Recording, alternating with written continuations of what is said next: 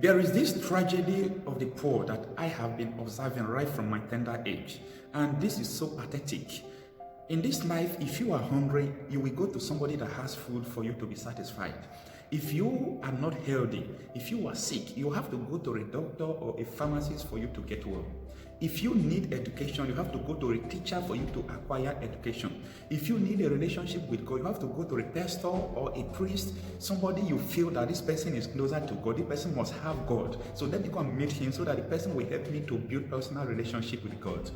But this tragedy I've been observing about the poor is the segregation of the poor and the segregation of the rich. Is that the poor people want to become rich, but the tragedy is that the poor people only mingle with poor people, and the rich people only mingle with rich people. So if I am hungry, I started going along with those people who are also hungry with me because they don't have food, I don't have food. What is the possibility of having food to eat? Because I ought to have gone to people who have the food so that they can give me. So consider the people around you. If I am poor, no matter how many people around me, if people around me are not rich, I will also remain poor as I am.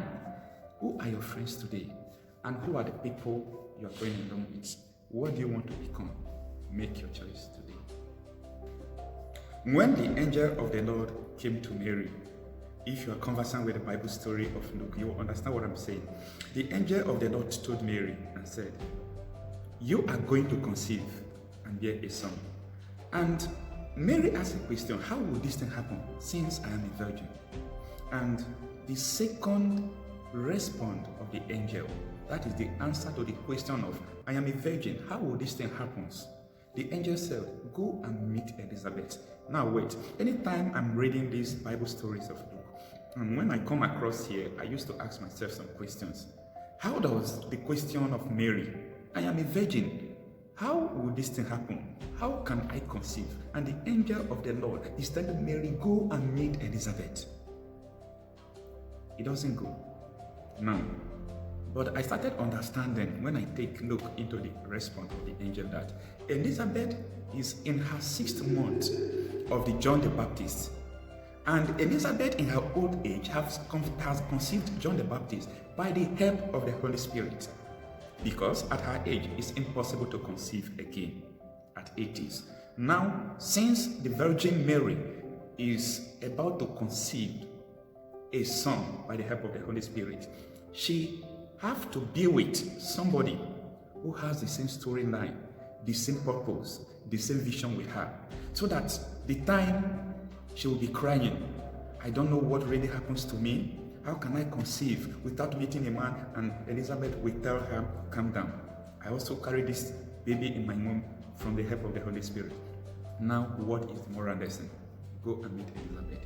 You know, in this life, it is very good for us to go along with people who has the same vision like we have. Those people who are ahead of our purpose, who are ahead of, the similar things you have to do in this life. You must have seen people who are doing similar things. So you have to go with these people. In life, so many times we try to say we need good people to follow because evil communication corrupt good manner. That is quite all right. But I keep on telling you this. The good people you see around you might not be the right people you will follow.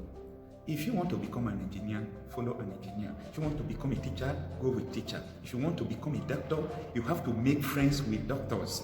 Why do you want to become a carpenter and you are making friends with ordinary farmer who only know how to plant crops? And you want to learn how to climb the roof, to join planks together, to make a roof?